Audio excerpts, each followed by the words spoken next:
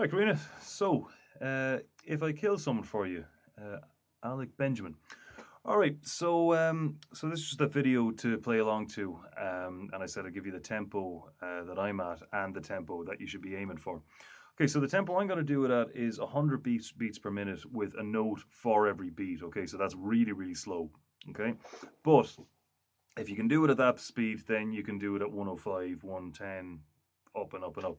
So now, if you were to keep it at just one note per beat, the real thing is played at about 240 BPM, right? So we're starting at 100. The target is 240. Okay, but now, like we did last time with the scale, it doesn't really make much sense to have your metronome at 240 beats per minute. So what's more sensible when it starts to get really fast, about 180, that kind of range, what you should do is half the tempo. So let's say you're at 180 and the metronome is bop bop bop bop bop. It's kind of annoying to listen to. So half your tempo down to 90 and then start doing two notes for every beat. So you're still playing at the same speed, but the metronome is just at a more practical, manageable speed. So basically, what we're doing now, we're starting at 100 BPM at one note per minute.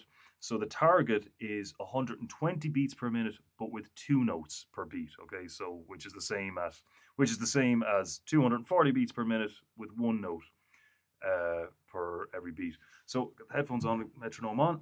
So I'm gonna put in 100 BPM. I'm just going to play it for you four times. So as I said, this is really slow, but if you can keep up with this, then you can do the rest yourself with the metronome going up bit by bit. We've done that before. So okay, so I'll count you in. So one, two, three, four.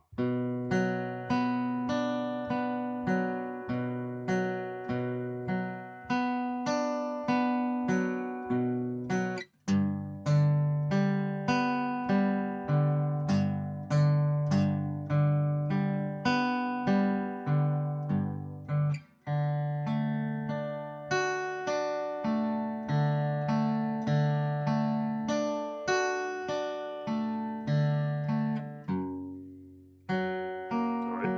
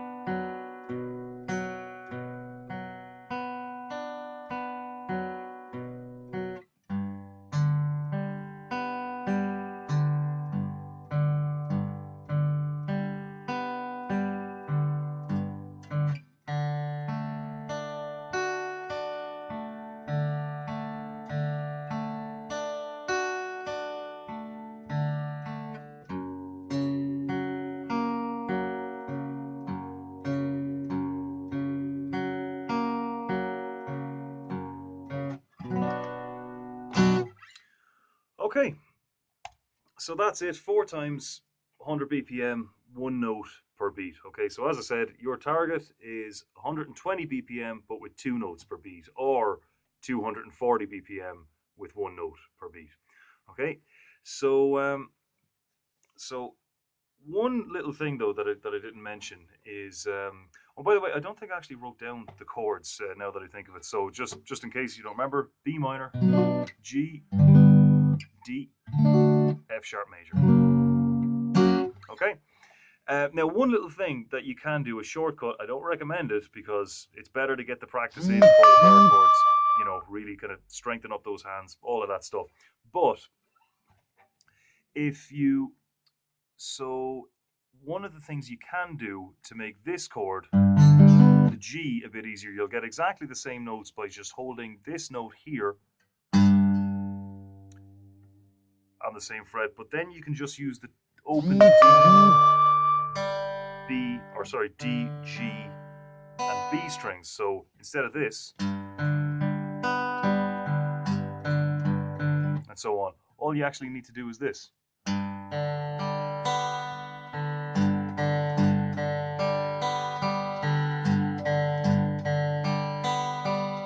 that's all I'm holding down there. It's just that one. And then, but the only problem is now that you're going to have to, if you do it that way, you're going to have to hit the the E string, then skip over to the D string.